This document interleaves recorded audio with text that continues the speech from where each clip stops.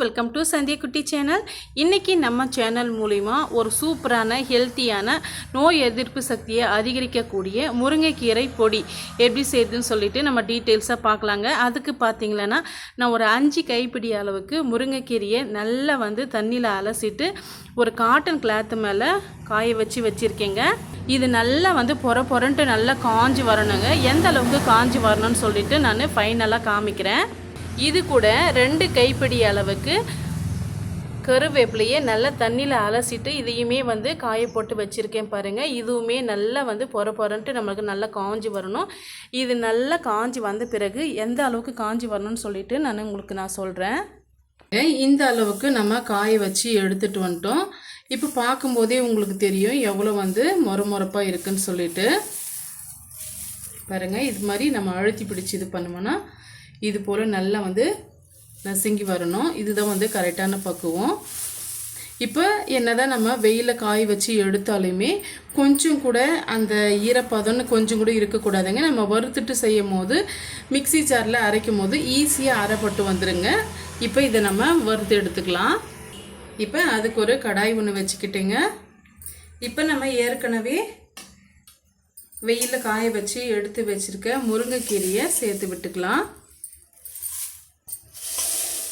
கொஞ்சம் அதிகமாக நீங்கள் பொடி பண்ணி எடுத்து வச்சுக்கிட்டிங்களன்னா சாதத்துக்கும் இட்லிக்கு தோசைக்கு எல்லாத்துக்குமே ரொம்பவே அருமையாக இருக்குங்க.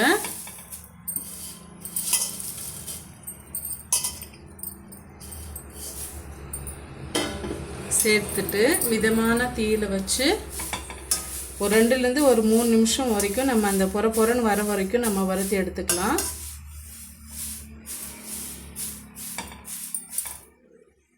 பாருங்க 2 நிமிஷம் ஆயிடுச்சு. நல்லா நம்ம மிதமான தீயில வச்சு வறுத்து எடுத்துக்கிட்டோம். இது ஒரு பிளேட்டுக்கு மாற்றிங்களாங்க. நல்லா ஆறி வரட்டும். இப்போ அதே கடாயை வச்சுக்கிட்டு நம்ம காய வச்சுருக்க கருவேப்பிலையை சேர்த்து விட்டுக்கலாங்க. நான் இன்றைக்கி வெயிலில் தான் காய வச்சேன். ஆனால் ஓரளவுக்கு தான் நல்லா காஞ்சி வந்துருச்சுங்க. முழுமையாக காஞ்சி வரல. சேர்க்கும் போது 2 கைப்பிடி அளவுக்கு இருந்தது. இப்போ ஓரளவுக்கு நல்லா வதங்கி வந்திருக்கிறதுனால கரெக்டாக 1 கைப்பிடி அளவுக்கு எனக்கு கிடச்சிதுங்க. இப்போ இதையுமே நல்லா மொறுமொறுப்பு வர வரைக்கும் நம்ம வறுத்து விட்டுக்கலாம்.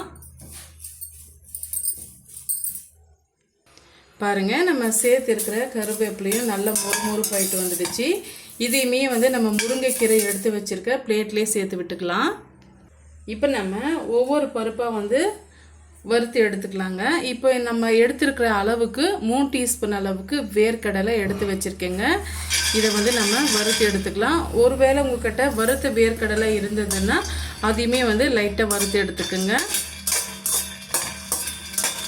மீடியமான ஹீட்டில் வச்சு நம்ம வறுத்து விட்டுக்கலாங்க.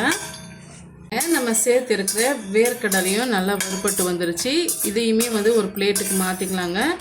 நீங்கள் இந்த மேல் தோல் வேணாம்னு நினச்சிங்களன்னா அதை ரிமூவ் பண்ணிவிடுங்க. நல்லா ஆறின பிறகு கையிலே பிசைஞ்சு விட்டிங்களன்னா அந்த மேல் தோலெல்லாம் நீங்கிடும். அப்படியே நீங்கள் டைரெக்டாக சேர்த்துக்க தந்தாலையும் சேர்த்துக்கலாங்க. அது உங்கள் விருப்பம்தான். நான் இன்றைக்கி மேல் தோல் எதுவும் ரிமூவ் பண்ண போகிறது இல்லைங்க. நான் அப்படியே தான் சேர்த்து அரைக்க போகிறேன். இப்போ இது ஒரு பிளேட்டுக்கு மாற்றிக்கலாம். அப்போ தான் நல்லா ஆறி வரும். இப்போ அதே கடாயில் 2 டீஸ்பூன் அளவுக்கு கடலைப்பருப்பு எடுத்து வச்சுருக்கேங்க. சேர்த்துக்கலாம்.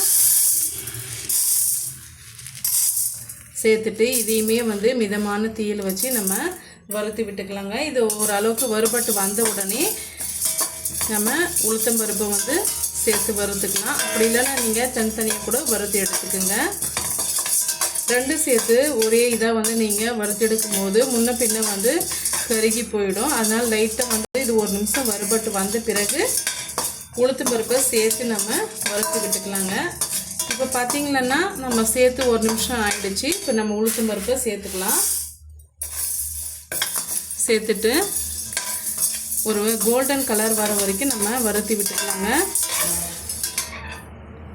பாருங்கள், நம்ம சேர்த்துருக்க உளுந்தும் கடலை பருப்பும் நல்லாவே கலர் சேஞ்ச் ஆகிட்டு வந்துடுச்சு. இப்போ இதை நம்ம வேர்க்கடலை சேர்த்து வச்சுருக்கிற பிளேட்டுக்கு மாற்றிக்கலாம்.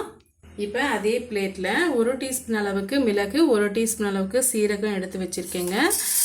சேர்த்துக்கலாம். இது சட்டுனே ஒரே நிமிஷத்தில் நல்லா வறுபட்டு வந்துடும். இப்போ நம்ம கடையில் இருக்கக்கூடிய அந்த சூடே இதுக்கு கரெக்டாக இருக்குங்க. ஜஸ்ட் வந்து ஒரு நிமிஷத்துக்கு நம்ம வதக்கி விட்டுக்கினாலே போதும். நல்லா பட்டன்னு அந்த சவுண்டு வந்த உடனே நம்ம எடுத்து விட்டுடலாம். இல்லைன்னா வந்து கருகி போயிடும், சீரகம் வந்து கருகி போயிடும். பாருங்கள் நல்லா வந்து வெடிஞ்சு வருது பாருங்கள். இந்த ஸ்டேஜில் நம்ம எடுத்து மாற்றிக்கலாம். இப்போ நான் ஒரு கைப்பிடி அளவுக்கு வெள்ளைப்பூண்டு எடுத்து வச்சுருக்கேங்க. ஒரு அரை டீஸ்பூன் அளவுக்கு மட்டும் நல்லெண்ணெய் சேர்த்துக்கலாம், அதிகமாக வேண்டாம். இந்த அளவுக்கு சேர்த்துக்கினாலே போதும். சேர்த்துட்டு இப்போ நம்ம தோல் உரித்து எடுத்து வச்சுருக்க வெள்ளைப்பூண்டை சேர்த்து விட்டுக்கலாம். சேர்த்துட்டு இது முழுமையாக நம்ம வதக்கி விட்டுக்கலாங்க. கொஞ்சம் கூட அந்த பச்சை இதே வந்து நமக்கு இருக்கக்கூடாது, அந்த அளவுக்கு நம்ம வெள்ளைப்பூண்டை வதக்கி விட்டுக்கணும். முழுமையாக வந்து கலர் நல்லாவே சேஞ்ச் ஆகிட்டு வந்துருச்சு. இதை வந்து தனி பிளேட்டுக்கு மாற்றிக்கிங்க. ஏற்கனவே நம்ம வறுத்து வச்சுருக்கோங்க இல்லைங்களா, அந்த பிளேட்டில் வந்து மாற்றிக்கிறதுங்க. தனியான ஒரு பிளேட்டில் மாற்றிக்கலாம். பாருங்கள் இந்த அளவுக்கு நம்ம லெமன் எடுத்துக்கலாங்க. இந்த அளவுக்கு லெமன் சைஸ் அளவுக்கு நம்ம புளி எடுத்துக்கலாங்க. இதையுமே நம்ம வறுத்து எடுத்துக்கலாம். கொஞ்சம் கூட அந்த ஈரப்பதன்றது நமக்கு இருக்கக்கூடாதுங்க. அந்த ஈரப்பதம் இருந்ததுன்னா அதிக நாளுக்கு நம்ம வச்சிருந்து சாப்பிட முடியாது. அதனால் இதையுமே நம்ம வறுத்து எடுத்துக்கலாங்க.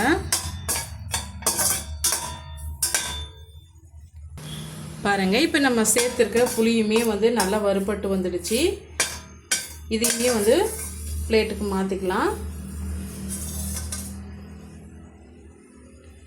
இப்போ இந்த பொடிக்கு தேவையான அளவுக்கு மிளகாய் வந்து சேர்த்துக்கலாங்க. நான் ஒரு 10லேருந்து ஒரு 15 நம்பர் வந்து மிளகாய் எடுத்து வச்சுருக்கேன். இப்போ இந்த முருங்கைக்கீரை பொடிக்கு தேவையான அளவுக்கு உப்பும் வந்து சேர்த்துக்கலாம். உப்புமே வந்து நம்ம வறுத்துட்டு தாங்க சேர்க்கணும். உப்பில் இருக்கக்கூடிய அந்த ஈரப்பதம் வந்து நமக்கு இல்லாமல் இருந்தால் தான் நம்ம வச்சுருந்து அதிக நாட்களுக்கு அந்த கெட்டு போகாமல் இருக்கும். எதுக்காக இந்த வரமிளகாவோட சேர்த்து நம்ம வறுக்கிறோன்ட்டு பார்த்தீங்கன்னா, அந்த வரமிளகாவோட நெடி வந்து நம்மளுக்கு அவ்வளோவா இருக்காதுங்க. அந்த உப்போடு சேர்த்து வதக்கும் போது வரமிளகாவோட நெடி வந்து நமக்கு இருக்காது. இப்போ இது கூடவே ஒரு 1/4 டீஸ்பூன் அளவுக்கு பெருங்காய் தூள் வந்து நான் சேர்த்துக்கிறேங்க. உங்கள்கிட்ட கட்டி பெருங்காய் இருந்ததுன்னா அதையுமே வந்து நீங்கள் சேர்த்துக்கலாம். என்கிட்ட கட்டி பெருங்காய் இல்லாததுனால நான் தூள் வந்து சேர்த்துக்கிறேன். ஒரு 1/4 டீஸ்பூன் அளவுக்கு பெருங்காய் தூள் சேர்த்துக்கலாம். சேர்த்துட்டு ஒரு 2 நிமிஷத்துக்கு இது எல்லாம் வந்து வறுத்து விட்டுக்கலாங்க.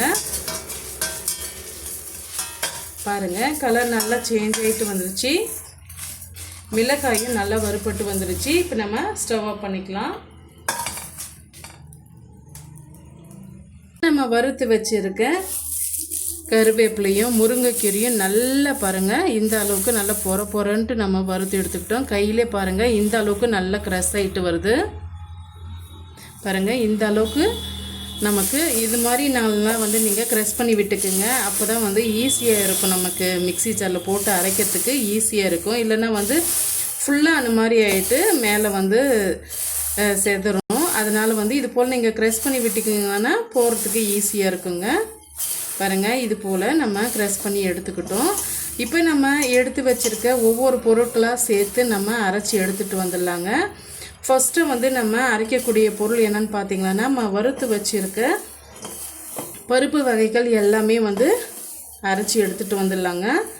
பாருங்கள் இந்த அளவுக்கு நான் கையாலேயே நல்லா வந்து பிசைஞ்சு எடுத்துக்கிட்டேன். இது போல் அரைச்சி எடுக்கும் போது ஈஸியாக இருக்கும் நமக்கு.